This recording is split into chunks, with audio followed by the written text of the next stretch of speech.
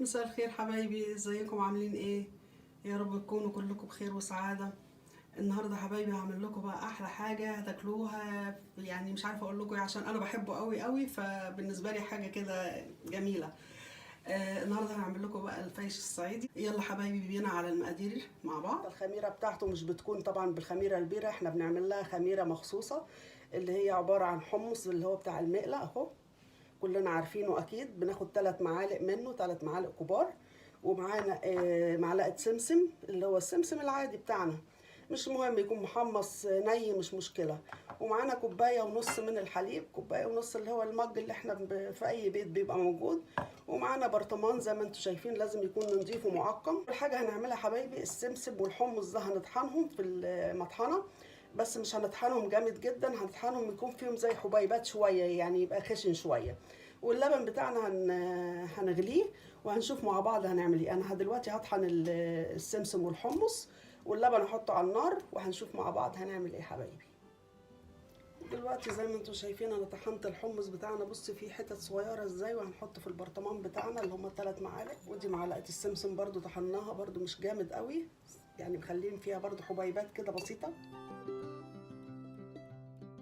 هنقلبهم كده مع بعض الاتنين ونحطهم جنبنا جنب البوتاجاز، عشان طبعا لما نيجي نغلي اللبن بتاعنا يبقى قريب على طول جنب مننا البرطمان. واهم حاجه برضو نقرب بطانيه جنب مننا عشان نغطي البرطمان بتاعنا عشان ندفيه كويس.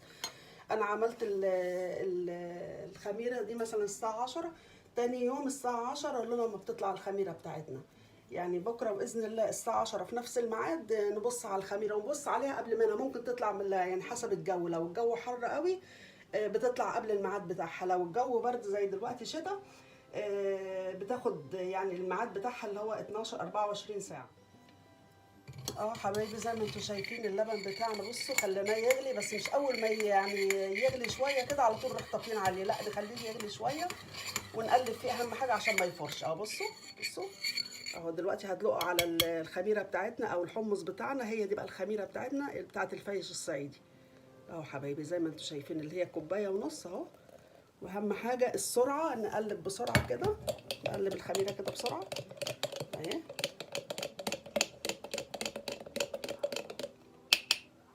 بس معانا كيس، اهم حاجه التدفئه للخميره، يعني على قد ما نقدر ندفيها ندفيها. انا غطيتها كده كويس قوي اهي زي ما انتم شايفين. ومعانا بطانيه اي حاجه صوف عندكم، اهم حاجه تبقى صوف عشان تدفي الخميره بتاعتنا. هنحطها بقى كده في فرن البوتاجاز، اي حاجه في ضرفه في اي حاجه تبقى ايه مفيش هوا كتير يعني يجيلها عشان ايه تدفى وتبقى حلوه وتخمر بسرعه. في المرحله اللي هي طبعا لما اللبن بتاعنا بيبرد، في وقت هيجي اللبن بتاعنا هيبرد هندفي له حبه ميه، يا اما نطلع الخميره طبعا الاول، نولع فرن البوتاجاز على درجه 50 مثلا، ندفيها تدفئه بس، وبعدين نرجع الخميره بتاعتنا مكانها تاني بس بالراحه طبعا، نحاول ما نهزهاش. دلوقتي انا هحطها في فرن البوتاجاز وبكره باذن الله نتابع الخطوات مع بعض ونشوف هنعمل ايه. ادي حبايبي شكل الخميره بتاعتنا تاني يوم، بص بقى منظرها ازاي، فصلت ازاي، الحمص بقى تحت واللبن من فوق زي ما انتم شايفين كده. دلوقتي احنا هنكسرها، دلوقتي الساعه 7 يعني ما كملتش حتى لحد الساعه 10 زي الوقت اللي انا خمرت فيه. دلوقتي احنا هنكسرها بحبه لبن بقى عشان نشوف. بصوا بصوا الصوت اللي هتعمله، بصوا سمعتوا صوت، طبعا باين قوي ان هي طبعا احنا مدفينها وقافلينها كويس قوي. دلوقتي انا هحط معلقتين بس دقيق ونشوفها بقى لو ملت البرطمان او 3 معالق ممكن.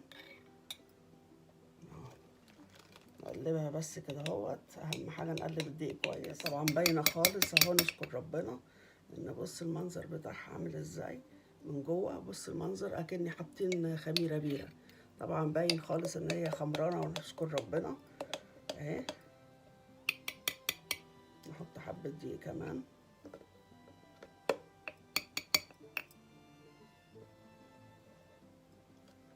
ونقلبهم برضو.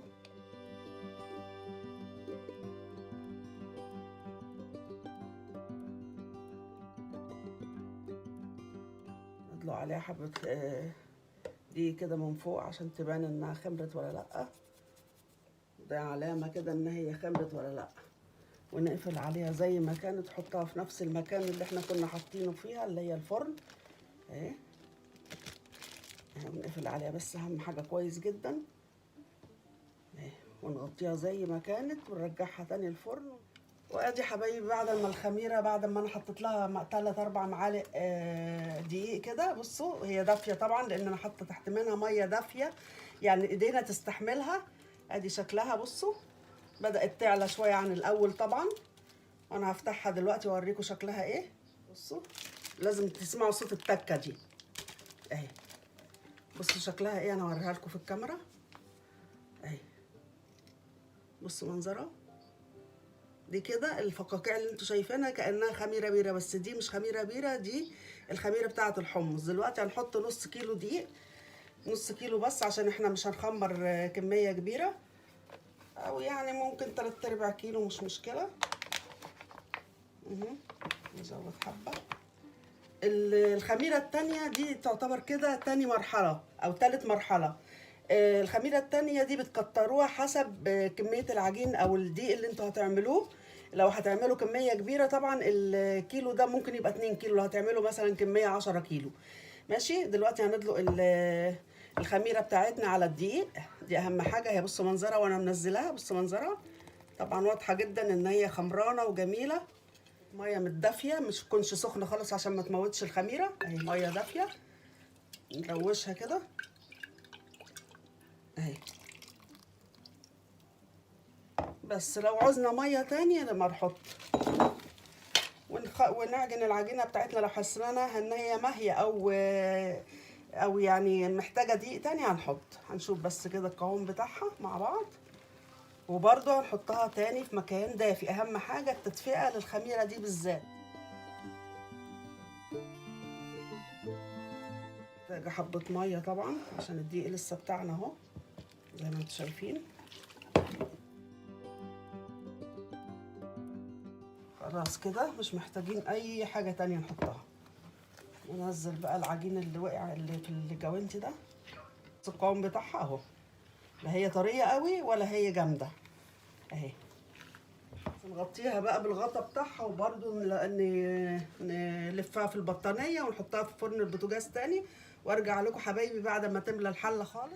دلوقتي معانا الحاجات اللي هنشتغل بيها. عندنا سمنه هنعايرها قدام منكم بالكوبايه، انا ما عايرتهاش بصراحه لحد دلوقتي. ومعانا 2.5 لتر لبن. انا طبعا مدفيه الحاجه دي يعني لا بتغلي ولا تكون ساقعه. ومعانا سكر برضه هناخد منه حوالي كوبايه كوبايه ونص، دي حسب الرغبه، لو مش عايزين تحطوا خالص بس هو بيدي لون حلو قوي للفايش بتاعنا. ومعانا الكركم ده هناخد برضه معلقه معلقه ونص حسب اللون اللي انتوا بتحبوه. ومعانا المحلب اللي احنا طحنينه، انا هوريكم شكله ايه، ده بيتجاب من عند العطار اهو. المحلب اللي احنا عاملين بيه اهو ده شكله، ده بيبقى من عند العطار. ومعانا سمسم اهو، هناخد برضو حسب رغبتكم، عايزين تحطوا كتير قليل دي براحتكم. ومعانا كمية الدقيق اللي احنا هنعمل بيها دول 5 كيلو دقيق. هنشوف مع بعض الطريقة وعلى بال ما الخميرة بتاعتنا تطلع. اول حاجة يا حبايبي هنحط اللبن بتاعنا، دول 2.5 لتر لبن. يكون طبعا ايدينا تستحمله يعني ما يكونش مغلي عشان ما يموتش الخميرة بتاعتنا. وانا هعير لكم السمنة اهو عشان تعرفوها دي قد ايه. يعني السمنة انا حطاها بالوايم صراحة مش معايرها يعني. ادي كوباية، ادي 2. احنا لما بنحط المكونات السايلة الاول بيسهل علينا عملية العجن، يعني ما بيخليش العجين، عشان العجين بتاع الفايش ده بيبقى تقيل جدا ومتعب. دي كده كوبايتين، وفي اخر العجين بعد ما اخلص خالص هحط كمان كوباية. ونحط الكركم بتاعنا برضو هعايرهولكوا عشان تعرفوه قد ايه. والكركم ده حسب الرغبة، يعني في ناس بتحبه فاتح اهو. 1 هما كده بالظبط، 2 يعني وحبة هنحطهم بقى، يعني 2.5 يعتبر كده. برضه هنحط السكر بتاعنا، هنحط 1.5 كوباية سكر. ادي كوباية.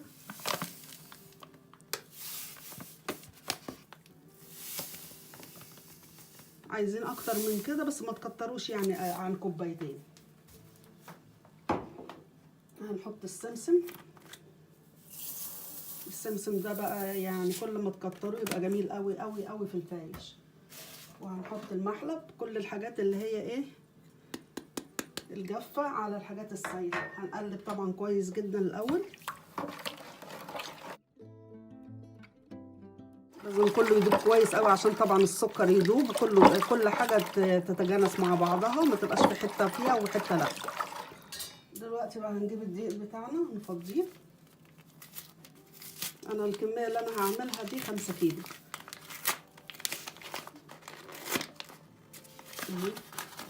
ادي كيلو.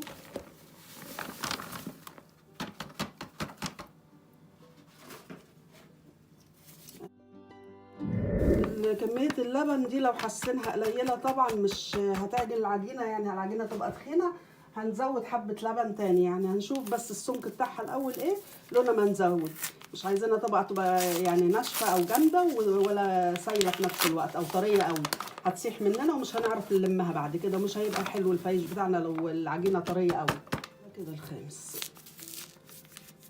اهم بقى حاجه ان احنا نعجن العجين بتاعنا كويس جدا جدا، لان الفايش بيحب العجن جامد.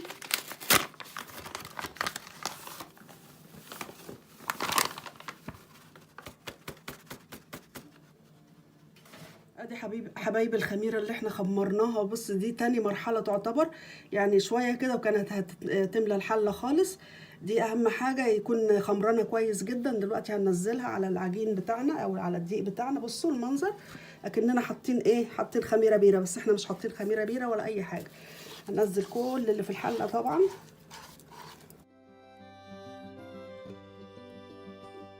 ما نخليش ولا اي حاجه في الحله، وناخد حبه دقيق كده من اللي احنا هنعمله يعني اقصد، عشان ننزل كل اللي في الحله ده، عشان ده مهم جدا. الخميره كل ما تكون كتيره او كبيره بتسهل عمليه الخمور.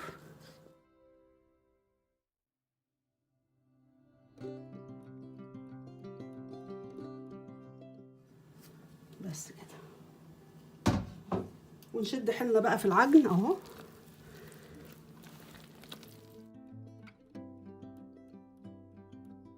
لو حاسين العجينه هتبقى طريه في ايدينا هنزود حبه دقيق، بس هنعجن الاول كويس قوي قوي وبعدين نشوف.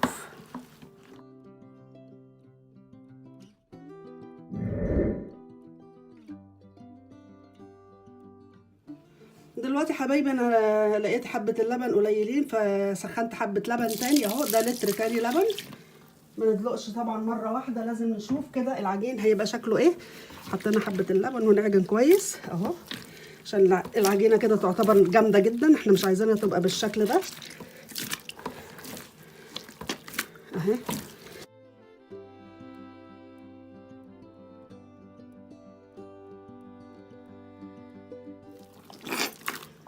انا هشرب حبه اللبن زي ما انتم شايفين كده اهو اللي انا حطيتهم، يعني قيمه نص لتر اللي انا حطيته تاني، عشان العجين بتاعنا ما يبقاش جامد وتخين. كل ما تكون طريه وحلوه، بس مش طريه لدرجه ان احنا ما نعرفش نقطعها، يعني تبقى سايحه كده. انا حطيت حبه لبن تاني غير اللي انتوا شفتوه، بس قوام العجينه اهي زي ما انتوا شايفينها، لا طريه قوي ولا هي ناشفه. دلوقتي بقى حبه السمنه دول هنلم بيهم العجينه زي ما انتوا شايفين كده، قيمه كوبايه تاني. ده سمنه طبعا بلدي وعجنينه كله باللبن اهو، تدي لها تلمعانه كده وجميل يبقى. وادي حبايبي وصلنا للقوام ده زي ما انتوا شايفين. بصوا طريه جميله ازاي. نغطيها بقى بملايه او باي حاجه عندنا الاول، وبعدين نغطي بالبطاطين، حاجه نظيفه طبعا نكون ايه بنستعملها للفايش او لاي حاجه. نجيب البطاطين بتاعتنا ونعمل لها عمليه تدفئه برضو جامد جدا، نحطها جنب اي دفايه ولا اي حاجه. هي في مصر الجو حر بتهيألي عن هنا. نغطيها كده ونكلفتها كويس قوي بس، ونسيبها بقى تخمر في مكان دافي. انا احطها في مكان دافي. هي الخميره اللي كانت في الحله دي بتطول شويه، قعدت لها ساعتين 3 على بال ما طلعت، ومع اني حطها في فرن البوتاجاز، لكن دي باذن الله هقول لكم الوقت اللي هي خدته برده، ونرجع تاني عشان هنشوف هنعمل مع بعض ايه. دلوقتي زي ما انتم شايفين العجين بتاعنا ما شاء الله حلو جدا وخمر. بصوا كل ده خمور. خلاص هنبتدي نقطع بقى الصواني بتاعتنا زي ما انتم شايفين كده، دهنينها سمنه حلو جدا عشان الفايش بتاعنا ما يلزقش. هناخد نبل ايدينا الاول في حته السمنه مسيحينها اهي اهي، بس يعني حاجه بسيطه كده عشان نقدر، ودايما مغطيين ايه الفايش. بصوا كده، ما ندوس على الخمور عشان خاطر ما تهبطش. ناخد كده من النص ونطلع على بره. هناخد حته خميره، حته عجينه اهي زي ما انتم شايفين كده. بصوا، وندوس عليها خالص بالراحه كده، خالص خالص، يعني بكف ايدينا علشان الخمور بتاع الفايش بتاعنا ما يهبطش. نعمل لها كده اهوت عشان تبقى مستويه وشكلها حلو اهو. حسب بقى ما انتوا عايزين تقصروها ونلزقهم اهم حاجه جنب بعض كده بالظبط.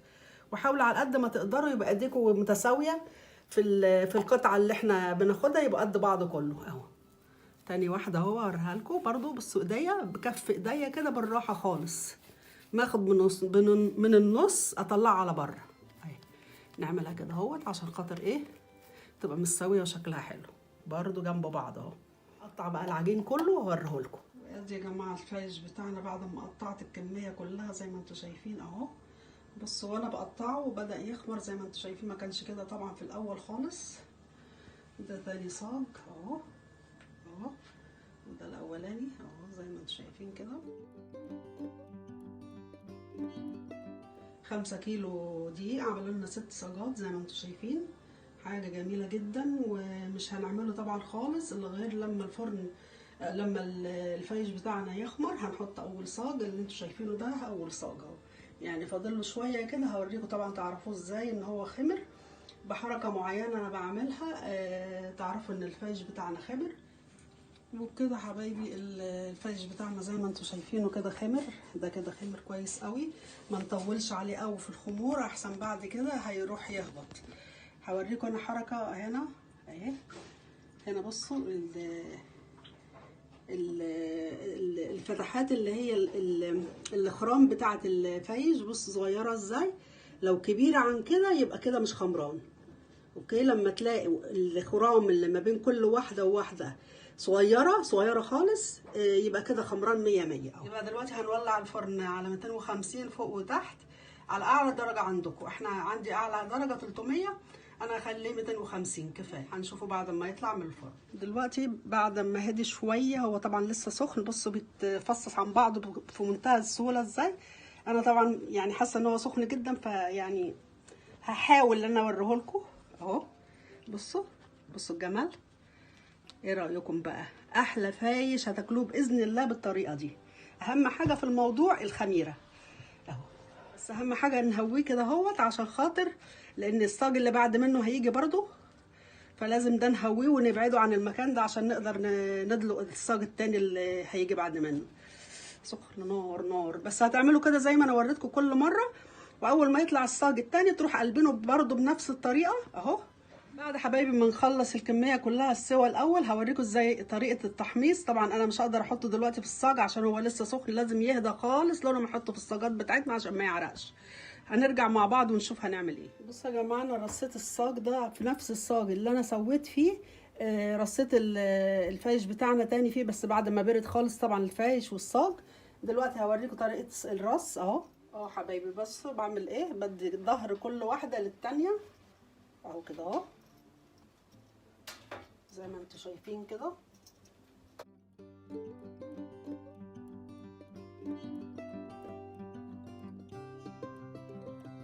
وبعدين طبعا هنحمصه زي ما انتم عارفين. التلدين او التحميص بتاع الفايش بيكون على النار هاديه خالص، يعني بكترها قوي 150. يحمر من فوق او يحمر من تحت نطلعه ونقلبه. نقلب الفيشايه كده اهوت علشان خاطر تاخد لون من الناحيه التانيه. كل ده بقى هنعبيه وهرجع لكم تاني بعد ما هحمصه. قلت لكم على 150.